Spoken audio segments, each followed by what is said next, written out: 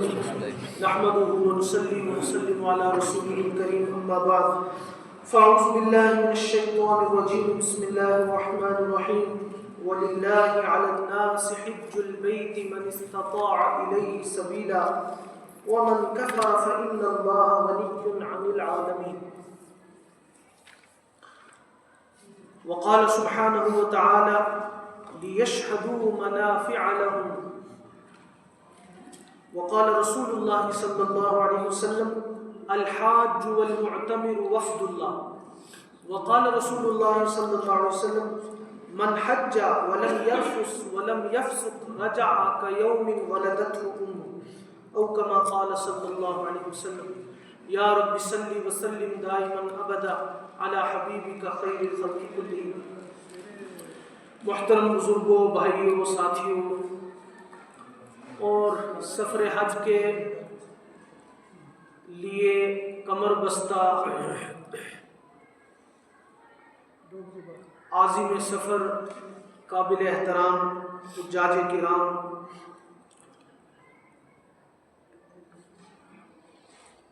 ہم سب کے لیے بڑی خوشی کی بات ہے کہ آپ جیسے نیک لوگ، حج کے سفر پر جانے والے مبارک لوگ ہمارے درمیان موجود ہیں. ایک اللہ کا مبارک گھر ہے، دوسرا مبارک لوگ ہیں، اور نسبت اور وجہ بھی برکت والی ہے. اللہ پاک یہ ساری برکتیں ہم سب کو نصیب فرمائے. آمین. کہنا سننا اس لیے نہیں کہ یہ کوئی روایت ہے، ٹرینڈ ہے، ٹریڈیشن ہے، چل رہا ہے. ٹریننگیں ہوتی ہیں، کچھ ٹریننگیں مجبوری کی بھی ہوتی ہیں، کچھ ٹریننگیں زبردستی کی بھی ہوتی ہیں، کچھ ٹریننگوں میں ہمیں بیٹھنا پڑتا ہے، کچھ میں سننا بھی پڑتا ہے. لیکن یہ جو مجلس ہے یہ کوئی سرکاری درباری سیاسی یا مجبوری والی ٹریننگ نہیں ہے. یہ اپنی خوشی سے، اپنے ارادے سے، اپنے عزم سے اور اپنی نیک نیتی کے ساتھ جمع کیے جانے والا مجموعہ. اور اس میں وہی پہنچتا ہے جس کے اندر طلب ہے، تڑپ ہے، لگن ہے، جذبہ ہے، شوق ہے، محبت ہے. اللہ ماشاء اللہ بہت سارے لوگ عذر کی وجہ سے نہیں پہنچ سکتے. آپ سے گزارش ہے کہ جتنی باتیں کی جائیں گی کوشش کریں ان کو ذہن نشی کریں. کچھ اہم نوٹ آپ کو کرنے ہوں تو کاغذ قلم ہے، آپ اس پر نوٹ کریں. اور اگر کوئی ضروری مسئلہ آپ کو دریافت کرنا ہو حج کے سفر کے متعلق، شرعی طور پر جو مسائل ہیں تو ان کو جتنا میری معلومات ہوگی میں بتاؤں گا یا دیکھ کر بتاؤں گا. آپ اپنے سوالات بھی نوٹ کر لیں، مجلس کے ختم پر آپ سوال بھی کر سکتے ہیں. اور جو حج کمیٹی کے ریلیٹڈ سفر کے، ہوٹل روم کے، گاڑیوں کے، پاسپورٹ کے، وہ جو سوالات ہیں اس کے لیے حج کمیٹی کے جو ہے وہ خادم معلم الحجاج قاضی صاحب موجود ہیں. وہ ان کا ڈپارٹمنٹ ہے اور یہ شرعی طور پر رہنمائی یہ ہماری ذمہ داری ہے تاکہ بات مکمل ہو اور پھر اخیر میں آپ کوشچن آنسر کریں. کبھی کبھی ایسا ہوتا ہے بات چل رہی ہے، حاجی صاحب کے ذہن میں کوشچن آیا وہ فوری کوشچن کرتے ہیں، تو اس کی وجہ سے وہ ساری بات ڈسٹرب ہوتی ہے. زندگی نام ہی سفر کا ہے، زندگی نام سفر کا. ہم کہتے ہیں چلتی کا نام گاڑی ہے، چلتی کا نام زندگی، اور ہم زندگی بھر سفر کرتے ہیں. بے شمار ہم نے سفر کیے، آپ نے سفر کیے، قریب کے علاقوں کے بھی کیے، دور کی ریاستوں کے ملکوں کے بھی کیے ہوں گے. جتنے سفر آپ نے میں نے کیے ہیں آپ اپنا تجربہ اور مشاہدہ محسوس کریں گے کہ ہر سفر سے پہلے آپ کو پریشانی، ذہنی کوفت، دلی الجھن محسوس ہوتی ہے. لیکن دنیا میں واحد سفر ہے حج کا اور عمرے کا جس سفر سے پہلے دل میں خوشی اور مسرت کے جذبات بڑھتے ہیں. سفر سے پہلے بخار چڑھ جاتا ہے کہ کیسے سفر ہو. لیکن حج اور عمرے کا سفر ایسا سہانا، ایسا مبارک اور ایسا روحانی، ایسا برکتوں والا سفر ہے کہ اس سفر سے پہلے ہی دل کے اندر خوشی کے جذبات بڑھ پڑتے ہیں، خوشی کے آنسو بہہ جاتے ہیں جب بندے کا نام حج کے عازمین میں آتا ہے، عمرے کے عازمین میں آتا ہے. اور یہ اللہ نے ہر مومن بندے اور بندی کے دل میں اپنے گھر کی اور اپنے پیارے نبی کے شہر کی محبت رچائی ہوئی ہے، بسائی ہوئی ہے۔ کوئی ایمان والا میری طرح کتنا بھی گناہگار ہو، بدکار ہو، خطا کار ہو، گناہوں میں لت پت اور ڈوبا ہوا ہو، چاہے بے نمازی ہو، شرابی ہو، جواری ہو، کبابی ہو، کیسا بھی ہو، لیکن اس کے دل میں شہر مکہ اور شہر مدینہ کی محبت ضرور ہوتی ہے۔ آپ مکہ شہر کا تذکرہ کریں، مدینہ پاک کا تذکرہ کریں، گناہگار سے گناہگار، بدکار سے بدکار ایمان والا بھی جذبات سے بھر جاتا ہے، اس کی آنکھوں میں آنسو آ جاتے ہیں، اور یہ دل کے اندر ان شہروں کی محبت اللہ کی ذات میں رکھی ہے، اور اس شہر کی طرف اللہ پاک نے آپ کا جانا مقدر فرمایا ہے۔ آپ کتنے خوش قسمت ہیں، کتنے بختاور ہیں، کتنے نصیب والے ہیں، اس کا اندازہ شاید آپ کو نہیں ہوگا۔ اور اس خوش قسمتی کے بارے میں اگر پوچھنا ہو تو بندہ ان سے پوچھے جو زندگی بھر ہاتھ ملتے ہیں، ایڑیاں رگڑتے ہیں، لیکن وہ ان مبارک شہروں کا دیدار نہیں کر سکتے۔ تو پہلی بات یہ ہے کہ یہ بڑی سعادت کی اور خوش قسمتی کی بات ہے۔ دوسری بات یہ کہ یہ خوش قسمتی اور سعادت جو آپ کو نصیب ہوئی، بہت سارے لوگوں کو اللہ نے نصیب کی، یہ محض اللہ کے فضل اور احسان سے۔ کس سے؟ اللہ کے فضل اور احسان۔ تو ہم اپنے دل میں یقین بٹھائیں اور اطمینان کریں کہ ہم جو جا رہے ہیں یہ خوش قسمتی اور سعادت ہے، اور یہ توفیق ہے من جانب اللہ۔ اس میں ہماری ذات کا، ہماری کوشش کا، ہماری محنت کا، ہماری لگن کا، یا یوں کہیے ہمارے علم کا، ہمارے مطالعے کا، ہماری مال دولت کا، ہمارے عقل کا کوئی دخل نہیں۔ معلومات، مال، دولت یہ سپورٹ کے طور پر، وسیلے کے طور پر تو کارآمد ہیں، لیکن یہ اس سفر پر جانے کا سبب نہیں بن سکتا۔ اگر مال کی وجہ سے کوئی جاتا حج کے سفر پر تو ایک مثال، ورنہ تو سینکڑوں اگر مثالیں ہی دینے لگیں تو اس کی آواز ذرا کم کرنا، تو گھنٹہ اسی میں گزر جائے گا۔ بس ایک دو مثالیں۔ ہمارے ملک ہندوستان پر بے شمار لوگوں نے حکومت کی، الگ الگ خاندان آئے، خاندان تغلق، خاندان غلامہ، خاندان لودھی، اور اس سے پہلے بھی بے شمار لوگ آئے۔ میں مسلم حکمرانوں کی بات کرتا ہوں، کل ملا کے 600 سے زیادہ سال مسلم حکمرانوں نے یہاں حکومت کی، اور ان میں سے مغلیہ حکومت لگ بھگ 250 سال رہی، اور کم کر دیں اس کی بوجھ رہی ہے۔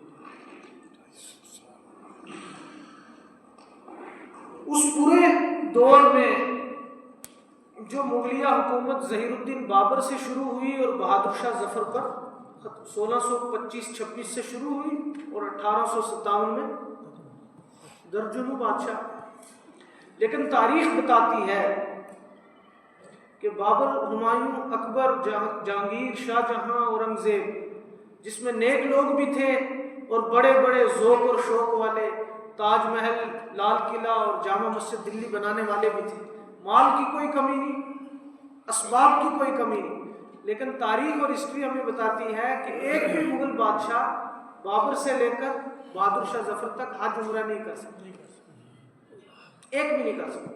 تو مال دولت کی بنیاد پر کوئی نہیں۔ ہمارے کشمیر کے ایک حکمران گزرے ہیں جنہوں نے 50 سال سے زیادہ حکومت کی، زین العابدین بادشاہ کے نام سے جو مشہور، 51 سال حکومت کی، لیکن تاریخ بتاتی ہے نیک آدمی تھے، معلومات بھی تھی، اور آج کا کشمیر نہیں، یہ 10 ٹکڑوں میں بٹا ہوا، یہ وہ کشمیر تھا جس کی سرحد ایک طرف ملتان تھی، دوسری طرف امبالہ سرحد تھی۔ 51 سال حکومت کی، لیکن بادشاہ آج اور خواہش کے باوجود، اور عالم اسلام کے عظیم الشان مفکر، فلسفی، حکیم الامت، شاعر مشرق علامہ اقبال کا نام کون نہیں جانتا، جو علم میں، مطالعے میں، تحقیق میں، فکر میں، زبان میں، قلم میں اپنی مثال آپ تھے، سب کچھ تھا، اور زندگی بھر تڑپتے رہے دنیا گھومے, کہاں کہاں نہیں گئے, اسپین, یورپ, بے شمار ممالک میں سفر کیا, زندگی بھر خواہش رہی, لیکن علامہ اقبال بھی حج کا سفر, یہ کس کی توفیق ہے؟ یہ توفیق اللہ کی جانب سے. اسی لیے قرآن کریم میں جہاں نماز کا ذکر ہے, اقیم الصلاۃ, زکوٰۃ کی فرضیت آئی, آتوا الزکاۃ, روزے کا ذکر آیا, کتب علیکم الصیام. تو ایمان کے بعد 3 فرضوں کا تذکرہ بڑا سمپل وے میں, لیکن جب حج کی فرضیت کی باری آئی تو اللہ پاک نے بالکل وے آف ٹاکنگ بالکل بدل دیا, بالکل انداز سخن بالکل تبدیل ہے. اس میں یہ نہیں کہا کہ حج کرو, حج تم پر فرض ہے, حج کو قائم کرو, نہیں, فرمایا وَلِلَّهِ عَلَى النَّاسِ حِجُّ الْبَيْتِ مَنِ اسْتَطَاعَ إِلَيْهِ. اب اگر عربی ہم جانتے سمجھتے تو اس آیت کا لطف محسوس کرتے. اس آیت کا ترجمہ اگر اس طرح ہم کریں تو یہ قریب قریب معنی ہوگا کہ بندوں کے اوپر اللہ کا یہ حق ہے کہ وہ اللہ کے گھر کے لیے حج کا سفر کریں. وَلِلَّهِ عَلَى النَّاسِ, بندوں کے اوپر یہ حق ہے کہ وہ اپنے خالق و مالک رب ذوالجلال کے گھر کا حج کریں. تو یہ بندوں کے اوپر اللہ نے فرض قرار دیا, اور یہ اللہ کا حق ہے, یہ اللہ کا قرض ہے, یہ اللہ کی جانب سے ہمارے اوپر کیا گیا فرض ہے. لیکن آگے ہم جیسے کمزوروں کے لیے آسانی کر دی, من استطاع الیہ سبیلا, کہ بھائی جو جان اور مال کی وسعت رکھتا ہے اسی کے اوپر فرض ہے. ورنہ من استطاع الیہ سبیلا اگر یہ جملہ نہ ہوتا تو سب پر فرض تھا. لیکن اللہ نے کتنا کرم کیا, کتنی شفقت محبت کا معاملہ کیا کہ بھائی جس کو طاقت ہے, ہمت ہے, جان ہے, تندرستی ہے, اور اتنا مال ہے کہ سفر حج کر کے واپس آنے کے بعد اپنے پریوار کے کھان پان نان نفقے کی سہولت کو میسر ہو, اس کے اوپر حج. اور حج کا سفر بڑا مبارک سفر ہے, بڑا عجیب و غریب قسم کا سفر ہے, عجیب بالکل. اور کیسا سفر ہے, اس سے پہلے اسی آیت کے ذیل میں 2 باتیں عرض کروں گا حج تربیت کے اعتبار سے. جب اس آیت میں ہے کہ یہ سفر کس کے لیے ہے, بھائی ہے کس کے لیے؟ جب اللہ کے لیے ہے, پتہ چلا کہ اس سفر سے پہلے اپنی نیت کو خالص کر لینا چاہیے کہ یہ میرا سفر کس کے لیے ہے, اللہ. جب اللہ کے لیے سفر ہے تو ہمیشہ جانے سے لے کر واپس آنے تک نیت خالص رہنی چاہیے کہ میرا اللہ مجھ سے راضی ہے. اور جب یہ تصور ہوگا تو پھر پورے سفر حج میں جو پرابلمز ہمیں آتی ہیں ان تمام پرابلمز کو فیس کرنا بہت آسان ہو جائے. مثال کے طور پر گھر سے نکلنے میں کوئی پرابلم آئی, جا رہے ہیں گھر والے بیمار ہو گئے, اور ایسا ہوتا ہے, اللہ آزماتا ہے, حادثہ پیش آ گیا, ٹھیک ہے جی, پچھلے سال بھی حالات خراب ہو گئے تھے, یاد ہے آپ کو, پہلگام کے بعد ہوئے تھے نہیں ہوئے تھے, اس سال بھی جنگ کے ماحول بن گئے, اس سے پچھلے سال بھی کچھ ماحول خراب ہوا تھا, پتہ نہیں جائیں گے کہ نہیں, کچھ نے کینسل کیا, اس سے پہلے کورونا الگ. تو یہ اللہ پاک آزماتا ہے کہ بندہ اپنے عزم ارادے میں پکا ہے کہ نہیں. اس لیے کبھی خود بیمار ہو جاؤ گے, کبھی بیوی بچے بیمار ہو جائیں گے, کبھی گھر میں کوئی حادثہ پیش آئے گا. اب بندے کی ٹانگیں جو ہیں وہ تزلزل کا شکار ہیں یا اس کے پاؤں میں استقامت ہے, جان ہے, حوصلہ ہے کہ وہ اپنی نیت کا پکا ہے, جاؤں گا ہر حال میں, جیتے جی بھی جاؤں گا, راستے میں مر گیا تب بھی جاؤں گا. اللہ آزما. تو جب للہ یہ سفر سارا کس کی رضا کے لیے, تو پیچھے پرابلم ہے تب بھی آسان کہ وہ پرابلم کس نے دی, اللہ نے. حل کون کرے گا؟ گاڑی میں دقت ہوئی, فلائٹ میں دقت ہوئی, ایئرپورٹ میں دقت ہوئی, ہوٹل روم میں دقت ہوئی, جانے میں, رہنے میں, کھانے میں, پینے میں, چلنے میں, اٹھنے میں, ساتھیوں کی ڈیلنگ میں, جہاں جہاں پرابلمز آئیں گی, دقتیں آئیں گی, بندہ خوش دلی کے ساتھ اس کو فیس کرے گا کہ نہیں, چاہے دقت ہے, پریشانی ہے, لیکن میں زبان سے بولوں گا نہیں, اس لیے کہ پریشانی اور دقت کس کے لیے فیس کر رہا ہوں, وللہ. یہ سارا سفر کس کے لیے ہے؟ جب سفر ہی اللہ کے لیے ہے تو بندہ ساری پریشانیوں کو اللہ کے لیے جھیلے گا. کیا کرے گا؟ جھیلے گا, برداشت کرے گا.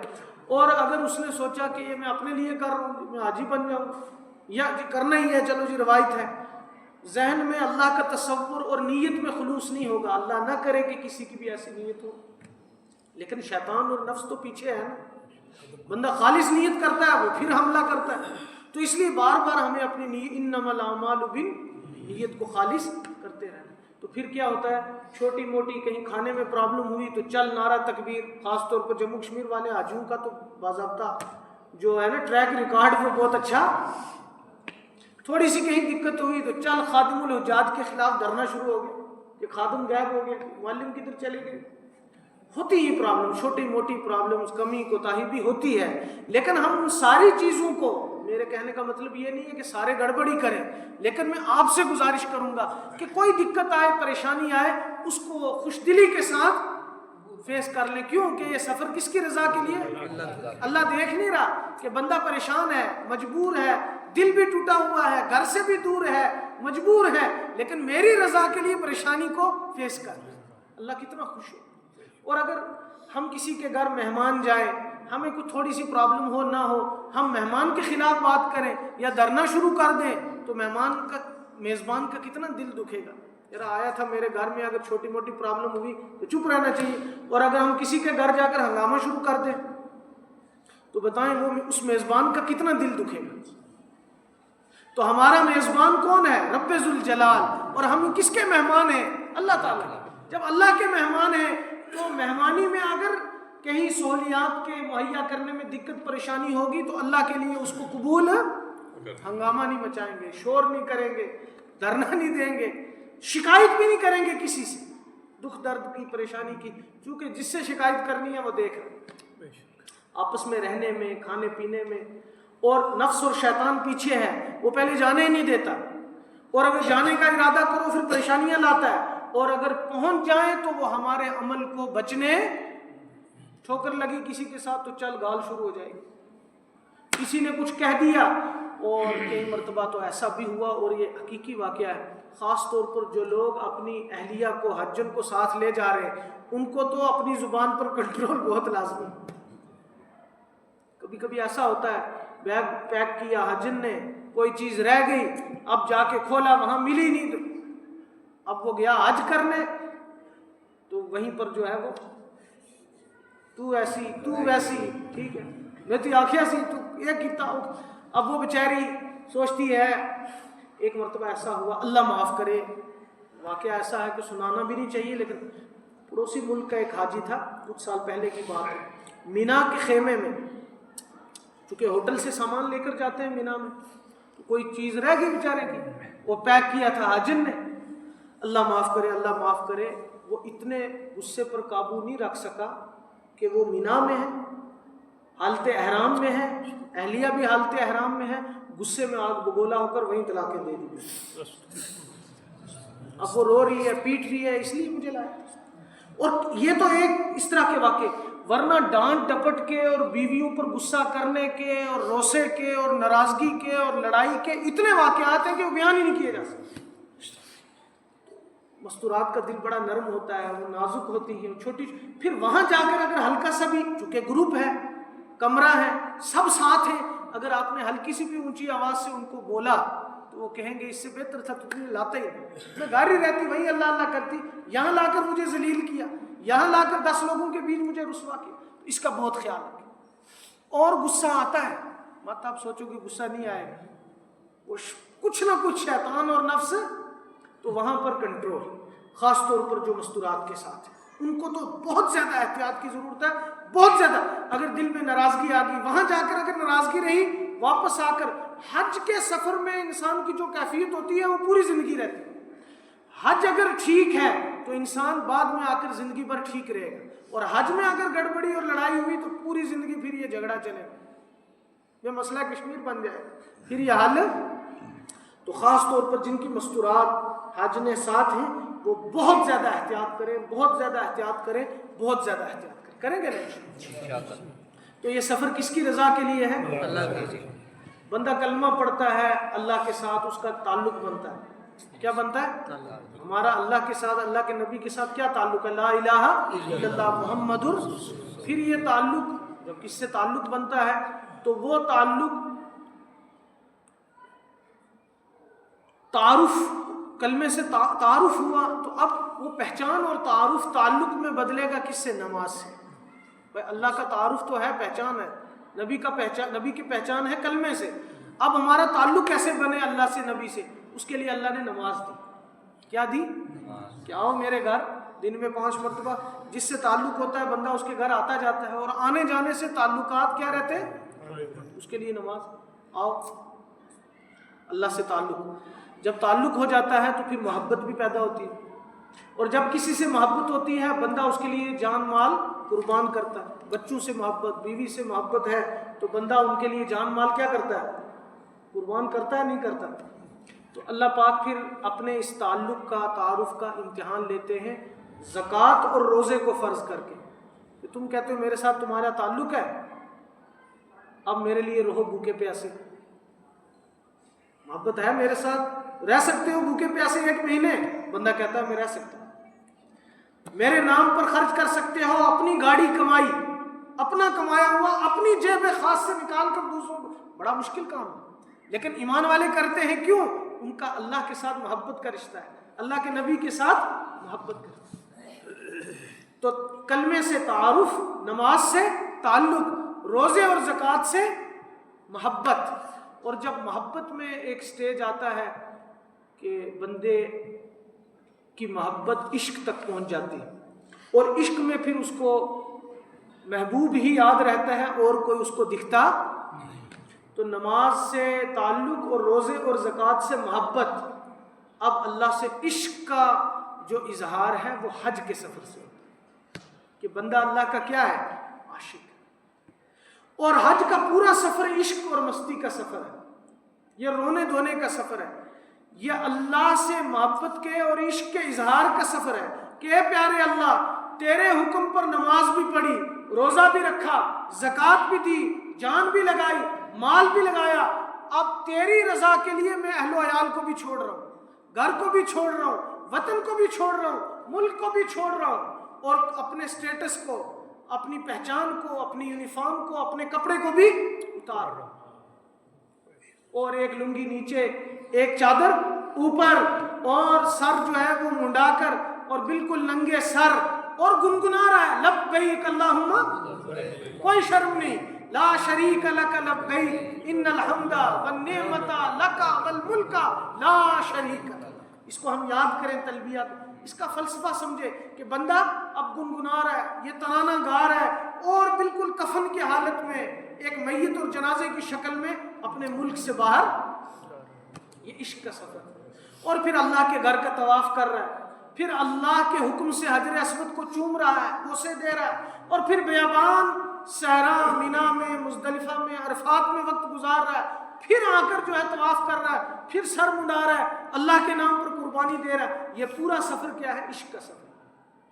اور جب بندہ اس امتحان میں کامیاب ہو گیا تو اب اللہ کے نبی علیہ السلام فرماتے ہیں کہ حق تعالیٰ فرماتا ہے کہ الحج المبرور لیس لہ جزاء الا الجنہ، جو حج مقبول ہو گیا اس کا بدلہ اللہ کی رضا اور جنت ہے. جو حج کر کے واپس آیا رجع کیوم ولدتہ، وہ اس حال میں واپس آتا ہے کہ وہ گناہوں سے ایسے پاک صاف ہوتا ہے جیسے اس کی ماں نے اسے آج ہی جنم دیا. تو یہ ہے سفر حج. اور جو ہم تلبیہ پڑھتے ہیں لبیک اللہم لبیک، لبیک کا مطلب کیا ہے؟ اے اللہ میں حاضر ہوں، اے اللہ میں حاضر. اور جب بندہ کہتا ہے میں حاضر ہوں، یہ کب کہتا ہے جانتے ہیں آپ؟ اسکولوں میں تو لبیک نہیں چلتا، وہاں یسر چلتا ہے. ابھی مدرسوں میں، مکتبوں میں لبیک ہے. جب بچے کا نام بولا جاتا ہے محمد عبداللہ، محمد بشیر، فلانا حسن، حسین، تو بچے کیا کہتے ہیں؟ یسر یا لبیک. تو لبیک کہنا اس بات کی علامت ہے کہ کسی نے یاد کیا، کسی نے میرا نام لیا. اور وہ نام کب لیا ہے؟ جب حضرت ابراہیم، مجھے پورا واقعہ نہیں سنانا، بس آپ کو اشارہ کر، ابراہیم علیہ السلام نے خانہ کعبہ بنایا. یاد رکھیں خانہ کعبہ کی تعمیر تقریباً 12 مرتبہ ہوئی. کتنی؟ تقریباً. سب سے پہلے فرشتوں نے تعمیر کی اسی جگہ. پھر دوسری مرتبہ حضرت آدم علیہ السلام نے بنایا. ہندوستان سے چل کر انہوں نے، بعض روایات میں ہے 100 حج کیے، بعض میں ہے 40 حج کیے. پھر آدم علیہ السلام کے بعد نوح علیہ السلام کے زمانے میں طوفان آیا، وہ بہہ گیا. پھر تیسری تعمیر جو سب سے بڑی ہے وہ حضرت ابراہیم علیہ السلام. اور حضرت ابراہیم علیہ السلام کا جو خانہ کعبہ کی تعمیر تھی اس میں حتیم والا حصہ شامل تھا، حتیم والا حصہ شامل تھا۔ پھر بعد میں ابراہیم علیہ السلام کے بعد اللہ کے نبی صلی اللہ علیہ وسلم کے زمانے میں جب اللہ کے نبی کی عمر 35 سال تھی، نبوت ملنے سے 5 سال پہلے سیلاب آیا اور پھر خانہ کعبہ بہہ گیا تھا، اور پھر دوبارہ تعمیر ہوئی، اور وہ مشہور واقعہ ہے کہ حجر اسود اٹھا کر کون رکھے گا، اس پہ قبیلے جھگڑنے لگے، یاد آ گیا واقعہ؟ وہ کہا جو صبح آئے گا پہلا بندہ وہی فیصلہ کرے گا۔ اتفاق سے اللہ کے نبی علیہ السلام سب نے کہا کہ ھذا الصادق الامین، یہ سچے امانت دار ہیں، یہی فیصلہ کرے۔ تو اللہ کے نبی صلی اللہ علیہ وسلم نے وہ قتل و غارت جو ہونے والی تھی اس کو اس طرح کیا کہ اللہ کے نبی السلام نے کہا کہ سارے قبیلے ہیں، سب یہاں سردار بیٹھ جاؤ، اپنی چادر اتاری، اس میں حجر اسود رکھا، کہا سارے کونے پکڑ لو، اٹھائی اپنے ہاتھوں سے حجر اسود کو۔ پھر اللہ کے نبی علیہ السلام کے بعد بھی چونکہ یہ جب تعمیر کی ہے مکہ کے لوگوں نے تو ان کے پاس حلال کمائی اتنی نہیں تھی کہ پورا خانہ کعبہ تعمیر ہوتا، اس لیے جتنا حلال پیسہ جڑا اس کی تعمیر کی اور باقی حصہ باہر چھوڑ دی۔ وہ آج بھی حتیم کی جگہ آپ جانتے ہیں، اور یہ ان کو پیسہ نہیں جڑا نہیں، یہ اللہ نے جڑوایا ہی نہیں، ورنہ میں اور آپ کہاں خانہ کعبہ کے اندر گھس سکتے تھے، ہم حتیم ہی میں۔ پھر اللہ کے نبی صلی اللہ علیہ وسلم نے ایک موقع پر حضرت عائشہ رضی اللہ سے، بخاری شریف کی روایت ہے، اپنے اس اظہار کیا اپنی اس خواہش کا کہ میرا جی چاہتا ہے عائشہ میں 2 کام کروں، ایک تو کہ حتیم کے حصے کو اندر کر دوں جو ابراہیم علیہ السلام کے زمانے میں، اور دوسرا یہ مکہ والوں نے خانہ کعبہ کا گیٹ اونچا کر دیا تاکہ ہم اپنی مرضی سے جسے چاہیں داخل کریں اور جسے چاہیں نہ داخل کریں۔ ابراہیم علیہ السلام کے تعمیر میں 2 گیٹ تھے، ایک انٹری گیٹ، ایک پیچھے سے ایگزٹ گیٹ، انہوں نے ایک ہی کیا کہ آپ اپنی مرضی نال باڑ سو۔ لیکن اللہ کے نبی علیہ السلام نے فرمایا عائشہ یہ نئے نئے مسلمان ہوئے ہیں، اگر میں نے یہ کام کر لیا کہ گیٹ نیچے کیا، ڈبل کیا، اس طرح کیا تو ان میں انتشار پیدا ہو جائے گا، فتنہ اور فساد کو روکنے کے لیے نبی صلی اللہ علیہ وسلم نے اپنی اس خواہش کو پورا، فتنہ کتنی بری چیز ہے۔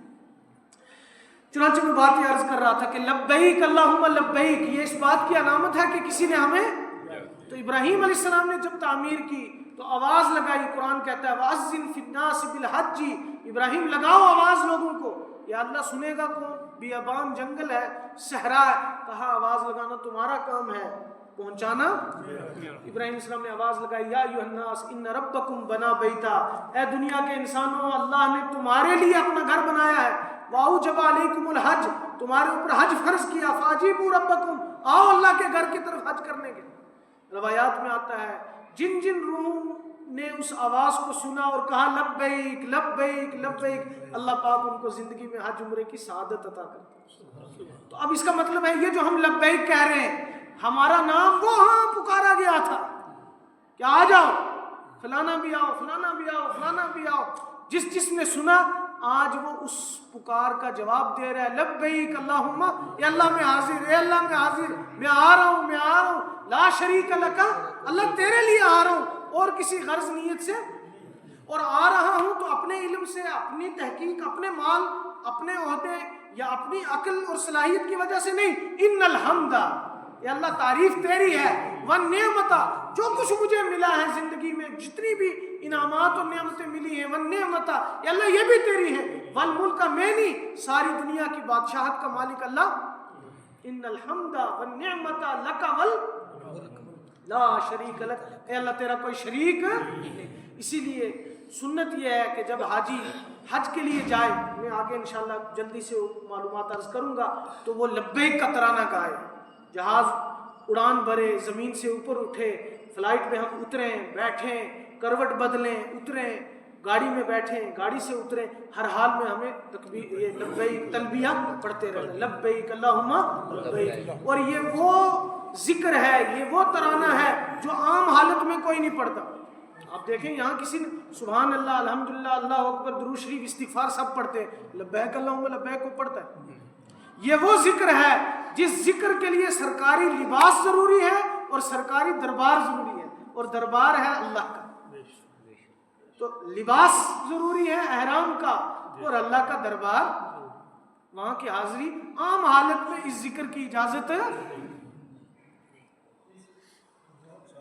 تو یہ حج کا جو فلسفہ ہے اس کو ہم سمجھیں کہ ہم اپنا سارا کچھ کس کے لیے نچھاور کریں؟ اللہ کی ذات کے. 2-3 ضروری باتیں عرض کر کے آگے تھوڑی سی میں آپ کے سامنے معلومات رکھوں گا اور پھر آپ سے اجازت چاہوں گا. پہلی بات یہ کہ حج کا جو سفر ہے اس میں ایک ہے ظاہری تیاری، ایک ہے روحانی تیاری. کیا ہے؟ روحانی تیاری. میں نے آپ کے سامنے کچھ باتیں عرض کی کہ اپنی نیت کو کیا کریں؟ تصور کریں کہ ہمیں کون لے جا رہا ہے؟ اللہ. جا کس کے لیے رہے ہیں؟ اللہ کے. اور وہاں جائیں گے ہمارا کوئی 1 منٹ بھی ضائع نہ ہونے پائے. یہ لمحے زندگی میں بار بار آیا نہیں. وہاں ہر نیکی کا اجر ملٹی پلائی بائی 1 لاکھ. ذکر کریں گے 1 مرتبہ تو کتنا اجر؟ 1 لاکھ. نماز کا، صدقے کا، تلاوت کا. 1 قرآن پاک ملٹی پلائی بائی، کوشش کریں 1 قرآن پاک اس پورے سفر میں منیمم.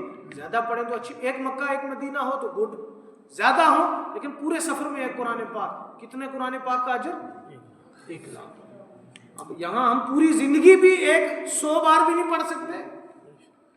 روزے خدا اللہ دیا تو چلو 1 آدھ دکھا دیں گا، باقی وہ بھی نہیں. ٹھیک ہے، لیکن 1 لاکھ 1 ریال صدقہ کریں گے تو کتنے ریال کا ثواب. اور اس کو آپ نیگیٹو وے میں لو، اگر 1 گال کو صحیح دیتی تھے وہ بھی لاکھ. 1 چانڈ ماری کو صحیح، اچھے بولے کو سنا، 1 گناہ کیا وہ بھی 1 لاکھ. تو کتنے ڈرنے کا مقام، کتنے ڈرنے کا مقام. نفس اور شیطان ہمارے